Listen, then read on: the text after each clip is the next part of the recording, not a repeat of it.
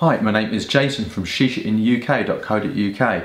Today I'll be finally bringing you the new segment to my channel called the sampling room. Now, every now and then I do get requests to do different tobacco reviews, like cigar and pipe reviews and things like that. So today that's what I'll be starting with. Today I will be doing how to smoke a normal tobacco pipe. What I'll be doing is I'll be showing you how to pack it, how to light it, obviously how to smoke it, and then how to, what do you do when you're finished. So, thank you very much for watching, and on with the video. Okay, so what you need to start off with, you need your pipe, you need your pipe tool or tamper. This one is basically just a normal pipe tool. Some people call it a Czech, because it's made in Czechoslovakia. Clever, eh? Say you can use anything as a tamper as long as it's a good flat surface that you can obviously keep your fingers away from the heat and tamp down on the tobacco. So what you do to start is you get your pipe.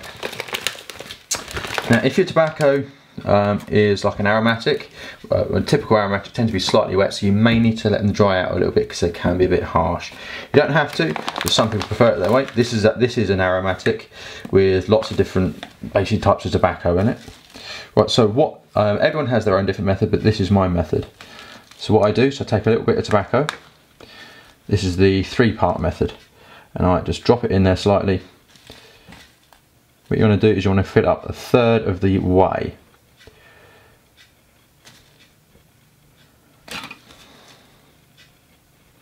That, and then use the rule, well, a rule of 3 for pipe smoking and packing. What you do, the first time you press it down, it's like you press it down like a baby. Then the second time you press it down, the second layer, you press it down like a woman. And sorry, don't mean to be sexist, but that is the saying. And the third time you press it down like a man. Right, so it's the first time, so you do it ever so gently and ever so lightly, like that. And I like to give it a tiny bit of a twist, like that. Second time, again, fill it to the top, like that, and then press it down a little bit harder, a tiny little bit more, a little bit of a twist. I like to do this because when you do this, it tends to interlink these strands a bit, and it stops the tobacco falling out the pipe if you do that. Well, press a bit harder, but yeah, at the end when you finished, it will stop it falling out. Well, a little bit anyway. And then at the end result, at the end pack, so you fill it so it's overflowing a bit, like that, and then give it not too hard, and press it down so it's just under the rim, like that. Obviously, the tighter you pack it, the harder it will draw. And the looser you pack it, the looser it will draw, the quicker it will burn, and obviously the hotter it will get. But if you're starting to, as your first time of packing a pipe, I'd say do it a little bit loose, and obviously you can just tamp it down a bit more, and then carry on like that. Okay, so that's what it is. What you do to start with, you want to do what's called a false light or a charring light. I'll just use this just for demonstration, but for my first 2 lights, I like to use a match. What you do, when you're gently sucking on it, just go over it like that. You, keep on puffing, and then what you'll do is it will stop. It will tend to go out. Just tamp it down ever so gently, like that, and then do it again, and that should light it. Sometimes it takes 3 lights, especially if it's a white tobacco, wet tobacco, sorry. So it might take 2 lots of false lights or charring lights, then your proper light. Okay, and I'll show you how we smoke it. Okay, now we light it. Now, obviously, just be careful, especially if you've got a short pipe like this one. That when you put it, if you put it in your mouth like that, you can have to put it in your mouth. When you're charring, you don't get the flame too close to your face. Right, you don't have to. I mean, if you're out, obviously you're outside, it can be quite hard to use matches every time, so obviously use a lighter. And when you do use a lighter, can be a bit of a controversial subject, but I tend to use a butane style lighter as I would with my cigars, because you don't get any taste from the like a fuel, liquid fuel. This is actually butane, but it's still a soft flame. Never ever ever use a jet lighter like you would do with a cigar, because what can happen, because it's really powerful when it burns really hot, it can, especially if you've got a wood pipe, whatever, you can, well, the vast majority of pipes are like a briar, it can burn the briar, so I wouldn't do that, and it'll just ruin your pipe. Okay. And I like to have a little rubber on the end of my pipe, so not only don't you chip your teeth, don't ruin the stem.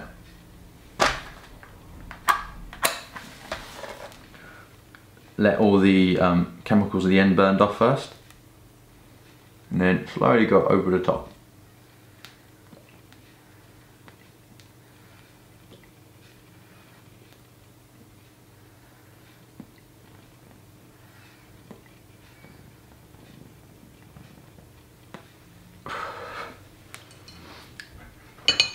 There we go. This tobacco is quite wet, so this may need a little bit more charring.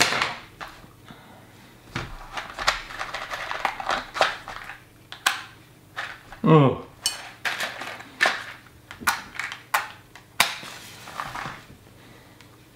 The joys of matches.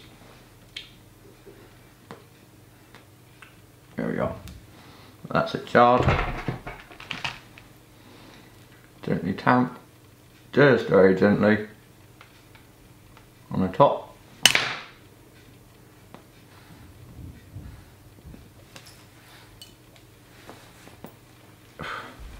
There we are, now we're lit.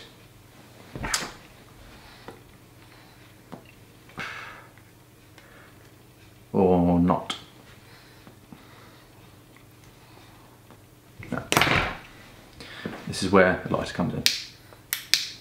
And especially if you've got one of these lighters, don't put it directly in, because the flame, obviously, it is a downward facing flame, and it will suck the flame all the way down, and it will just cook it in all wrong places. So obviously just always hover above it.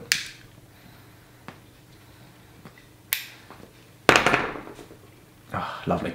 Now, when you are smoking your pipe, you shouldn't need to relight it too often, but obviously if you're just starting up and you're talking, like I often do, your pipe will go out, so obviously it's fine if you just relight it every now and then. All you have to do that every now and then. If you need to, put your fingers over without touching the tobacco. Like that. It obviously keeps the heat in and it gets the pipe restarted, but careful not to do that too much, because what can happen is obviously tobacco get too hot and you don't want to burn your pipe out, and you can get, especially with aromatics, because they're slightly wetter, you can get something called tongue bite. Don't be worried if you do get it. It's like a mild burning sensation on your tongue. It's kind of like the after sensation if you had a hot drink that's too hot, and then it can go slightly tingly and numb after, and it can last a day or two. Obviously don't be worried if you do have that. It will dissipate eventually. Just obviously calm down when you're smoking a bit. Good flavour. It's particularly nice. I don't normally like aromatics too much. It's very nice. The description was actually called Rattray Bagpiper's Dream. Very nice. It's not ultra strong aromatic, but it is tasty.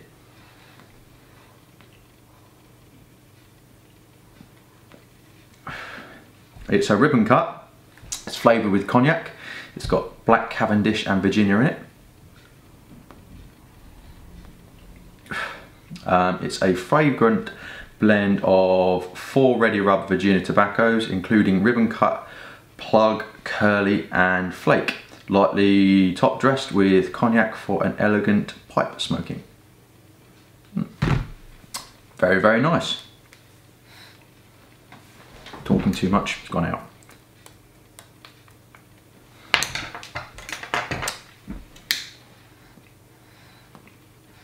And that's all you have to do to relight. Gently over the top and you're away. Very, very, very nice. So please keep a lookout for any more of my videos. I will be doing obviously cigar reviews. I will be giving hints and tips. I'll be doing different obviously tobacco reviews and pairings with beers and whiskies and things like that.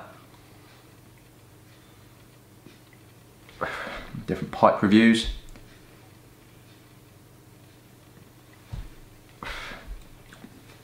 This pipe I have here is a lovely pipe. This is also a rat tray pipe. This is the Butcher's Boy, I think. Yes, Butcher's Boy, with the short stem on, which is quite nice. It's called a nose warmer. She does come with a longer stem as well. Obviously, the longer your stem, the more time it's going to have to cool down, and the smoke's going to have to cool down.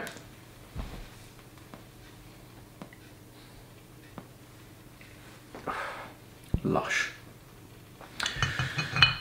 So, thank you very much for watching. So let me finish the pipe up, and what I'll do, I will show you how to obviously empty it and sort it out after that. So, back in a bit when I finish the pipe. Right, the pipe is now finished, all done and dusted. Really nice pipe. Oh, and by the way, the Rat Trays Bagpiper's Dream aromatic tobacco goes really, really well with this. The Cloud Water, it's like a really refreshing ale. It's by, let's have a look. It's the Summer Range by the Brew Company, and it's a grisette. And it's 3.5%, really nice. Kind of like a very light IPA or very light pale ale. Very tasty. Anyway, so when, a couple of things I forgot to mention. Obviously, when you're smoking the pipe, just make sure you take it very easy, so you don't want to burn out the pipe. If you find it's getting quite hot, set it down, just let it go out, let it cool down, and then obviously have a tamp, relight and carry on. Because obviously the hotter it gets, the harsher it gets, and obviously you don't want to end up damaging your pipe, because it does tend to get a little bit warm by the end anyways. You can kind of feel at the bottom. And the way you know the pipe is all done and dusted, because obviously there's be a very low layer of ash on the bottom, and you kind of got to judge it for yourself really. You can tell by the taste that it's very low, and obviously it keeps going out. Obviously don't keep trying to relight it all the time, again you'll burn out your pipe and it'll just be blooming awful. So yeah, you kind of got to judge it for yourself. Right, what you've got to do, don't just go and whack it on a table or on a normal ashtray. I tend to have one of these types of ashtrays. It's a pipe ashtray, which is quite nice. You get to just put your pipe on it like that, and it's got what's called a cork knocker on. So what I do, get this tool or this tool, it's up to you, of your pipe. I tend to use this one more than anything else. Put it in there very gently, press down very lightly, and just go, if you can see it, go around like that. That'll tend to loosen it all up. Then what you do, whilst holding the bowl, not holding the stem or the shank, make sure you do that, turn it upside down, give it a little tap, and it'll all come out. Have a little inspect, make sure it's all out. Oh, I only do this when it's obviously cooled down, by the way, sorry. Yep, that's fine. And at the end, especially with an aromatic tobacco, you want to clean it out. This pipe can be, it's quite easy normally, most pipes just put it straight through, but this one can be a little bit of a sod. Oh no, it's decided to go straight through today. You can, but I tend to very gently take the stem out like that. Ooh, go through it a couple of times like that.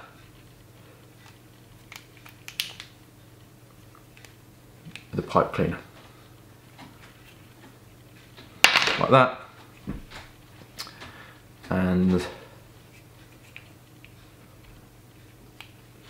same inside there, and also clean, just thoroughly around there. Don't put it inside there and do that unless it's like one of these clay pipes, because obviously you want to clean those out pretty well, or corn cob pipe. Nearly broke that.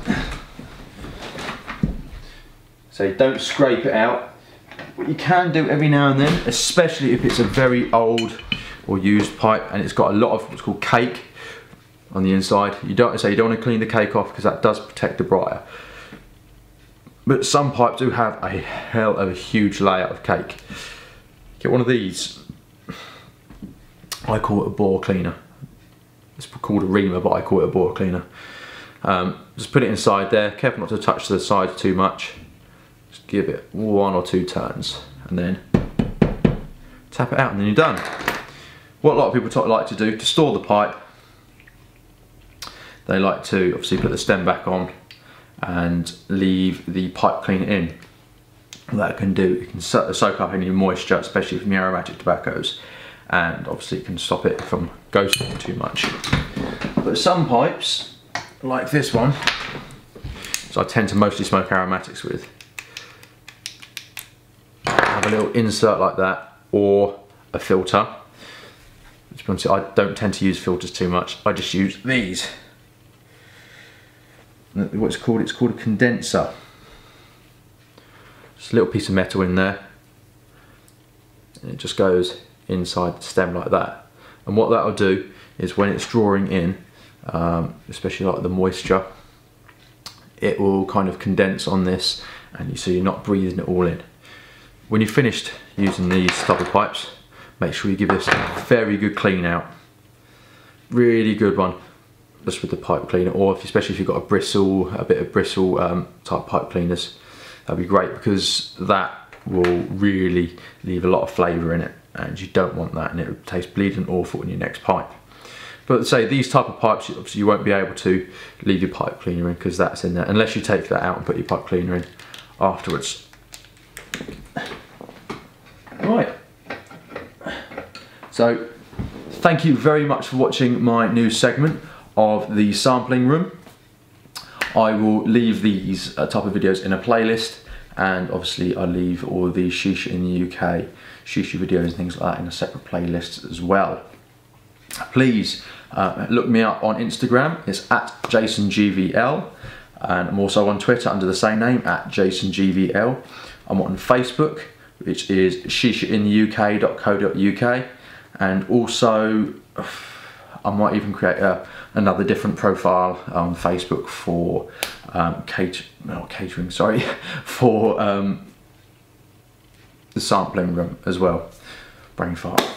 So thank you very much for watching. Give me a thumbs up and subscribe. If you've got any questions or any specific videos you'd like me to do, put a comment down there, and any questions I'll be glad to answer them. Thank you very much for watching. Bye.